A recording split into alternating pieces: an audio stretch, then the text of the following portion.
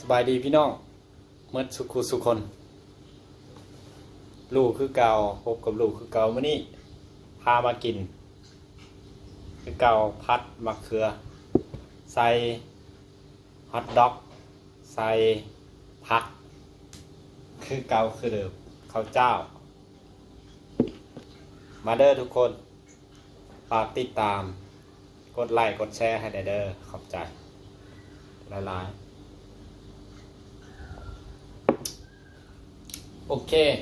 มากินกันเลย นี่ขอหูว่าแซ่บหรือบ่แซ่บเนาะมาลองชิม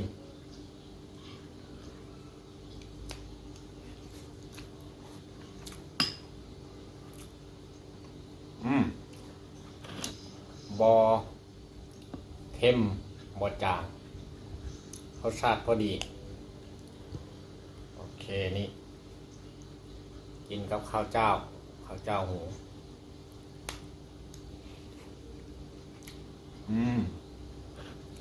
โอเคเลยเดี๋ยวตักให้เบิ่งนี่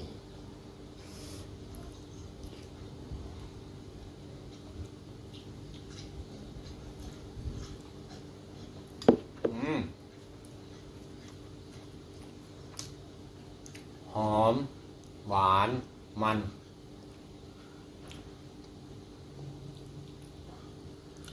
แซ่บๆพี่น้องพัฒนาไปเรื่อย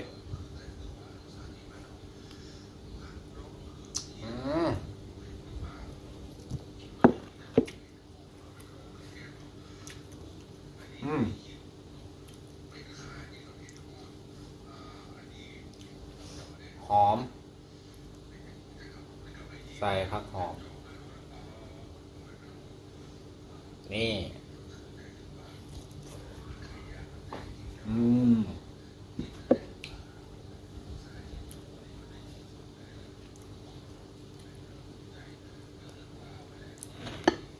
มา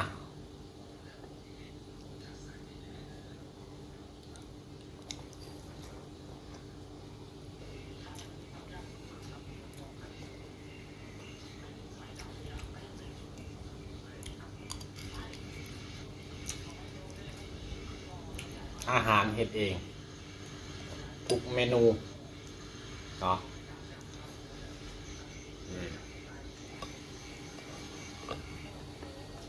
นี่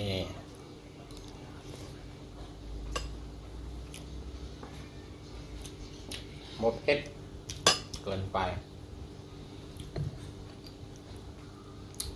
บ่เค็มบ่จางเกินไปพอดีมา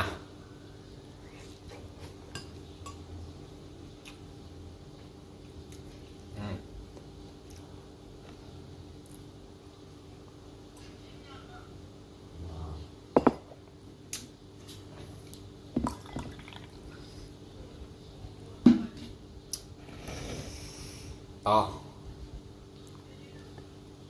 นี่ข้าวเจ้า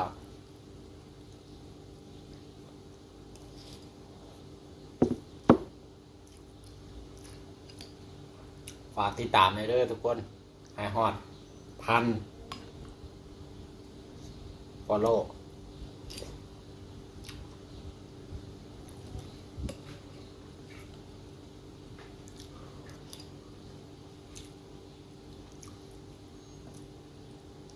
นี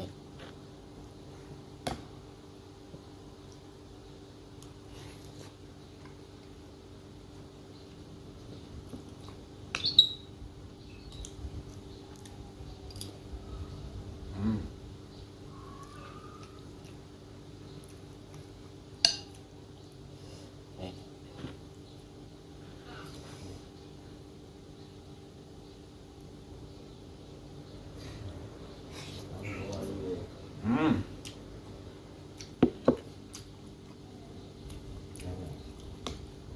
แซ่บ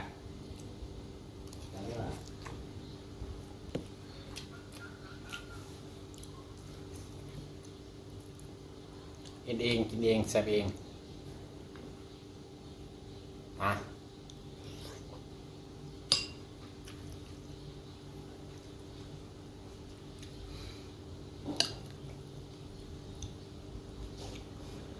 เฮ็ดเท่าไรก็แซ่บเท่านั้นซีมือบ่ตกเลยย่องตัวเองซะแล้ว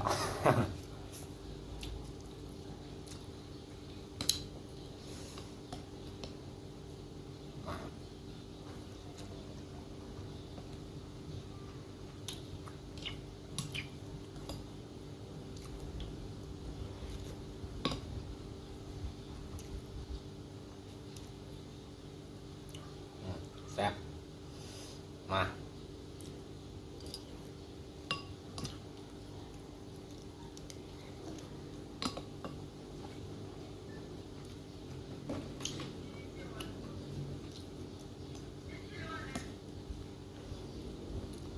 เพิ่ม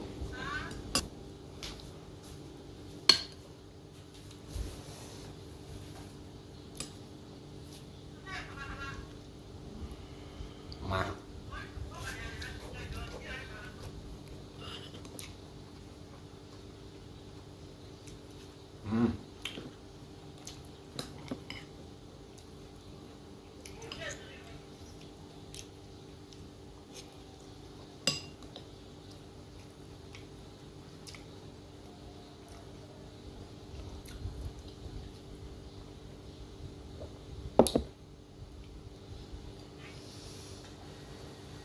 ไป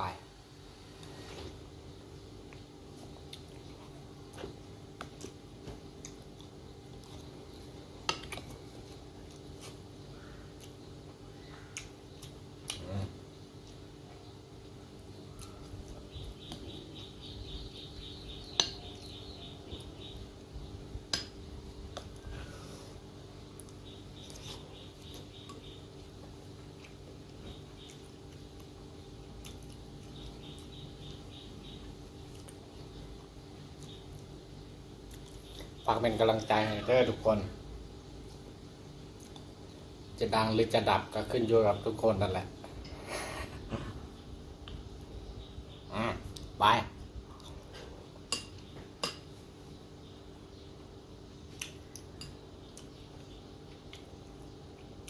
แซ่บ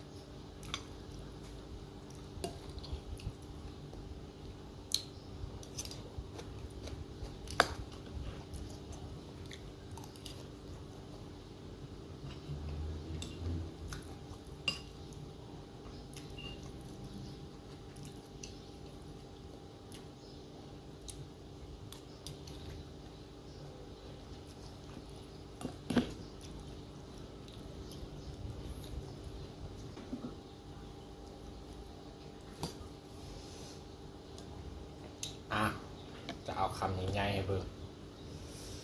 มา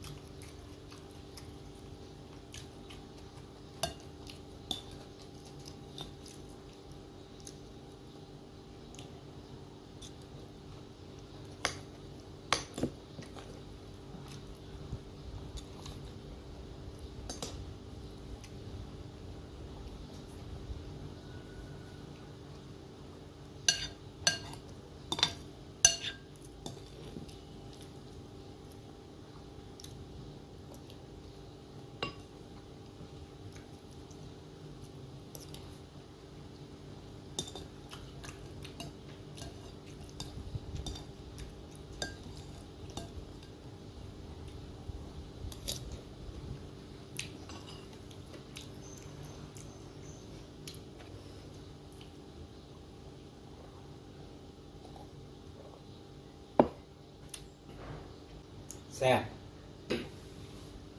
สุดท้ายฝากทุกคนกดไลค์กดติดตามคอมเมนต์เพื่อเป็นกำลังใจให้แนเดอร์อนาคตจะเฮ็ดคอนเทนต์ที่น่าติดตามมาฝากทุกคนวันนี้ขอบใจสบายดี